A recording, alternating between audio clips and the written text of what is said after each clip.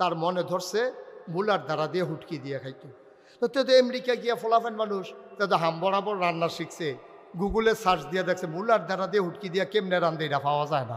গুস্ত রান্না পাওয়া যায়, মাছ রান্না পাওয়া যায়, অনেক কিছু, কুরমা পোলাও সব আছে, কিন্তু মুলার দ্বারা হুটকিতে লেখা চাইছে এটা কিছু আইয়া না। তো এই মুলার দ্বারাতে হুটকি দিতে খাইব কেমনে? এখন ভিডিও কল দিছে তার মারে ওয়াহেদপুর, আম্মা এই মুলার দ্বারাও পাইছি সুপার মার্কেটে, শুটকিও পাইছি, কিন্তু রান্না করবো কেমনে তো এটা তো মনে নাই, আমার তো মনে নাই, আমি জানিও না। তা আম্মায় কইছে চাই ভিডিও কল দাও। তো ভিডিও কলে দিছে পরে ওই আমেরিকাতে হেতে চুলার গ্যাসের চুলার উপরে ডেকসি বয় রাখছে, এবিডি হেনতে কয় ফাইলা ঢাকায় তৈরিছে সোজা কর। 53 বছর হয়েছে আমার এই দেশ স্বাধীন হয়েছে। সব জায়গায় সরকার অদল বদল হয় স্বাভাবিক নিয়মে, কেউ বা আন্দোলনের মুখে, বৈপ্লবিক পরিবর্তনে, কিন্তু পৃথিবীর ইতিহাসে এখানে যারা আছেন অনেক শিক্ষিত জন আছেন, আপনি পাতা উল্টে উল্টে দেখেন, গুগলে সার্চ দিয়ে দেখেন, পৃথিবীর ইতিহাসে এমন একটা ঘটনাও নাই যে একটা সরকার বদলের পরে 330 জন মেম্বার অফ পার্লামেন্ট, আমলা কামলা, র্যাব গোয়েন্দা, উচ্চতর কর্মকর্তা, শিল্পপতি, কন্ট্রাক্টর সব একযুগে পালিয়ে গেছে। পৃথিবীর ইতিহাসে এমন নাই, ঠিক কিনা বল? কেন গেল? কারণ আমরা ন্যায়কে ন্যায় বলতে পারি নাই। যদি ওদেরকে বলতে পারতাম যে কাজটা যা করতেছো ভালো হচ্ছে না, ওরা যদি আমাদের কথাগুলো শুনতো, তাইলে ক্ষমতা যেত, দেশ ছাড়তে হতো না, ঠিক কিনা বলেন? এটা তো হবেই, ক্ষমতায় তো কেউ সারা জীবন থাকবে না, কিন্তু দেশ ছেড়ে যেতে হবে কেন? আমরা যে কি একটা ক্রাইসিসের পিরিয়ডের ভিতরে পড়ে গেছি, এটা আপনারা বুঝবেন না, আপনারা এটা জানবেন না। একটা প্রজন্ম যখন হারিয়ে যায় তখন এই দেশটার মারাত্মক ক্ষতি হয়। ওরা থাকতো, ওদের বিচার হতো, অন্যায়গুলো তারা সাফার করত, অন্যায়ের পরিণাম যদি তারা ভোগ করত, তাহলে ইতিহাস হতো, মানুষ আর অন্যায় করতে সাহস পেত না। কিন্তু আফসোস হচ্ছে এটাই, আমরা এই কাজগুলো পারি না বলে আজকে আমাদের এই ক্রাইসিস পিরিয়ড। আর এই ক্রাইসিস পিরিয়ড ওভারকাম করার জন্যে আবার যার কাছে যেতে হবে সেটাই হচ্ছে কোরআনুল কারীম, নবীর সুন্নাহ। আল্লাহ যেন কবুল করে, সবাই পড়ে আমিন। আমরা সেই আলোকেই আমরা কথা বলবো ইনশাআল্লাহ। আল্লাহ তাবারক ওয়া তাআলা যেন সুযোগ দান করেন, সবাই পড়ে আমিন। তা আমার সম্পর্কে তো সবার ধারণা আছে, পিন পতন নিস্তব্ধতার মাঝে কথা হবে। বন্ধুগণ, আল্লাহ তাবারক ওয়া তাআলা এই দুনিয়ার ভিতরে মানুষ করে বানানোর পরে আল্লাহ তাবারক ওয়া তাআলা আমাদেরকে মহামূল্যবান 3টা জিনিস দিয়েছেন যেন আমরা আমাদের আল্লাহকে চিনতে পারি। 1 নম্বরে আকল, 2 নম্বরে কোরআনুল কারীম, 3 নম্বরে নবী মুহাম্মদুর রাসূলুল্লাহ সাল্লাল্লাহু আলাইহি ওয়াসাল্লাম। এই 3টা জিনিস দিয়েছেন। এই 3টা জিনিস যারা কাজে লাগিয়েছে তারা পৃথিবীতে মৃত্যুর পরে অমর হয়ে আছে, কারণ তারা তাদের বিবেককে কাজে লাগিয়েছে, তাদের সুকুমার বৃত্তি তারা লালন করেছে, তাদের কুপ্রবৃত্তিগুলোকে তারা দমন করেছে, পশুপ্রবৃত্তিগুলোকে দমন করে তারা মনুষ্যত্বের বিকাশ ঘটানোর কারণে পৃথিবীতে তারা অমর হয়ে আছে। আজও যেন আবার আমরা 21 শতাব্দীর সূচনা লগ্নে, গোটা বিশ্ব যখন কম্পিউটারাইজড, গোটা বিশ্বকে যখন বলা হচ্ছে গ্লোবাল ভিলেজ, আজকে আমেরিকা থেকে হ্যালো বললে ওয়াহেদপুর থেকে শোনা যায়, ওয়াহেদপুর থেকে হ্যালো বললে আমেরিকা থেকে শোনা যায়। সাদের সন্তান, আদরের সন্তান আমেরিকাতে চলে গেছে, তার মনে ধরছে মুলার দ্বারা দিয়ে হুটকি দিয়ে খাইতো। তো আমেরিকা গিয়া ফলাফেন মানুষ তো হাম বরাবর রান্না শিখছে, গুগলে সার্চ দিয়ে দেখছে মুলার দ্বারা দিয়ে হুটকি দিয়া কেমনে রান্ধে এটা পাওয়া যায় না। গুস্ত রান্না পাওয়া যায়, মাছ রান্না পাওয়া যায়, অনেক কিছু, কুরমা পোলাও সব আছে, কিন্তু মুলার দ্বারা হুটকিতে লেখা চাইছে এটা কিছু আইয়া না। তো এই মুলার দ্বারাতে হুটকি দিতে খাইব কেমনে? এখন ভিডিও কল দিছে তার মারে ওয়াহেদপুর, আম্মা এই মুলার দ্বারাও পাইছি সুপার মার্কেটে, শুটকিও পাইছি, কিন্তু রান্না করবো কেমনে তো এটা তো মনে নাই, আমার তো মনে নাই, আমি জানিও না। তা আম্মায় কইছে চাই ভিডিও কল দাও।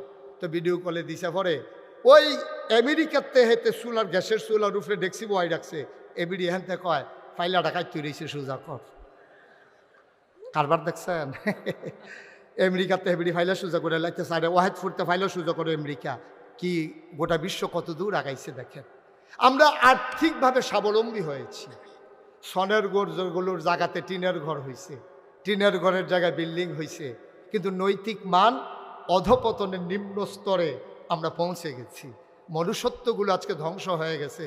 এই জন্য বাংলাদেশে আজকে আমরা দেখতে পাচ্ছি 92% জন লোক মুসলমানের দেশে একটা উগ্র সংগঠন, যাদের সাথে হিন্দুদের কোনো সম্পর্ক নাই। ওয়াহেদপুরে হিন্দু আছে নাকি নাই? কথা বলেন, আছে নাকি নাই? ওই জনম জনম ধরে শত শত বছর ধরে আমার এই ওয়াহেদপুরের হিন্দুরা মুসলমানদের সাথে মিলেমিশে তারা জিন্দেগি করেছে।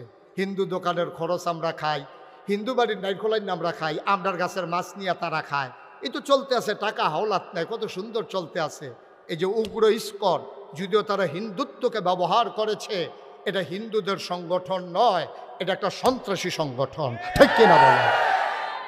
আফসোসের সাথে আমরা খেয়াল করছি মনুষ্যত্বের অধপতনের কারণে শতকরা ৯২ জন লোক মুসলমানের দেশে আজকে ইসকন নামক এক সন্ত্রাসী সংগঠনের মাধ্যমে আমার দেশের সাইফুল ইসলাম আলিফ, আমার দেশের এক অ্যাডভোকেট এপিপি রাষ্ট্রীয় একজন কর্মকর্তা, তাকে পিটিয়ে দিনে দুপুরে রাস্তার উপরে কুপিয়ে তাকে হত্যা নিশ্চিত করা হয়েছে।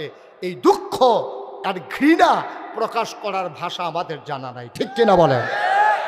আফসুস কি জানেন? আফসুস কি জানেন? আপনারে পিটাইতে আসছে 5 জনে, এর ভিতরে একটা এতিম বাচ্চাও আছে, তার বাপও নাই মাও নাই, তারা মানুষের চান্দা তুল্লা পড়ায়। হেতে 5 জনের ভিতরে আপনারে ফিটুন্না 5 জনের ভিতরে ওই হেতেও একজন। এখন তে তো ফিরতো আইছে, এখন দৌড়ান দিয়াছে, এবারে ফিরতো আইছে, এবার ফুটাইতে যখন হেতারে দৌড়ান দিয়ে ধরে ধরে ফিটা দিছে, সারা গ্রামও সইরা গেছে। আহারে মানুষ কই যাই তোরে এতিম ফোলাটারে ফিরটা তারে তাসনস করে লাইছে, কিন্তু তেজে হেবাটারে ফিরতে গেল এই খবর নাই, ঠিক কিনা কম? আজকে বাংলাদেশে হিন্দুরা সুন্দরভাবে আছে, আমরা ভাই ভাই ঠাই ঠাই হয়ে একসাথে আছি। আমরা না হয় বৃহত্তর জনগোষ্ঠী, তাহলে তারা না হয় সংখ্যায় নগণ্য। আমি সংখ্যালঘু বলতে কোনো শব্দ আমি বিশ্বাস করি না। তারা সংখ্যায় কম, আমরা নাইলে সংখ্যায় বেশি, এর মানে তাদেরকে কথায় কথায় নির্যাতন করতে হবে। এই সূত্রে মুসলমান বিশ্বাস করলে তাদের ঈমান থাকবে না। ১,৫০০ বছর আগে মুসলমানের হাতে কাফেরদেরকে আল্লাহর নবী আমানত রেখে গেছেন। সুবহানাল্লাহ বলবেন না? এর মানে এই না আপনি যখন সন্ত্রাসী করতে আসবেন আর যখন পরবর্তীতে অ্যাকশনে যায় কেউ, তখন আপনি বলেন সংখ্যালঘুরা নির্যাতিত হচ্ছে। যখন পিটাইতে আসে, সাইফুলকে যখন হত্যা করা হলো, তখন একটা বিবৃতি আসলো না ভারত থেকে। আজকে ভারত থেকে বিবৃতি আসছে সংখ্যালঘু চিন্ময় দাস, তাকে নাকি নির্যাতন করা হচ্ছে, হিন্দু বাড়িগুলো নাকি জ্বালিয়ে দেওয়া হয়েছে, মন্দিরগুলো নাকি ধ্বংস করা হয়েছে। অথচ ইতিহাস সাক্ষী, গোটা পৃথিবীর মানুষ দেখেছে 5ই অগাস্টের পরে আমরা, বিশেষ করে আমি মুশতাক ফয়েজি, কুমিল্লাতে আলেম ওলামাদেরকে নিয়ে, মাদ্রাসার ছাত্রদেরকে নিয়ে প্রতিটি মন্দির আমরা পাহারা বসিয়েছি। হিন্দু পুরোহিত আর ব্রাহ্মণদেরকে জড়িয়ে ধরে বলেছি, আমরা বেঁচে থাকলে তোমরাও বেঁচে থাকবা, তোমাদের উপরে কেউ চোখ তুলে তাকাবে না।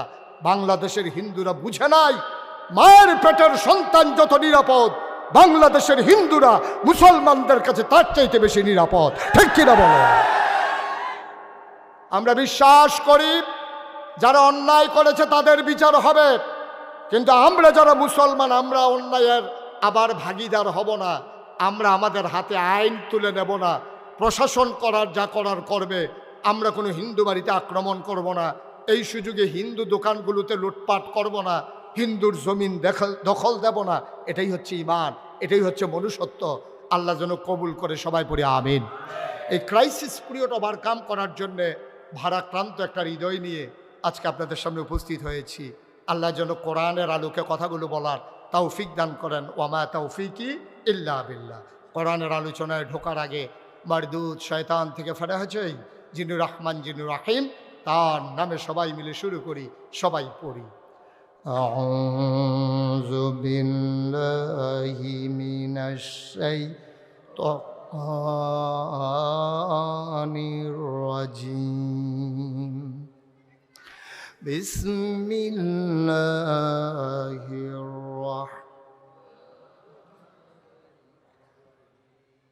মারদুদ শয়তান থেকে ফেরা হয়েছে যিনি রহমান যিনি রাহিম, তার নামে শুরু করি।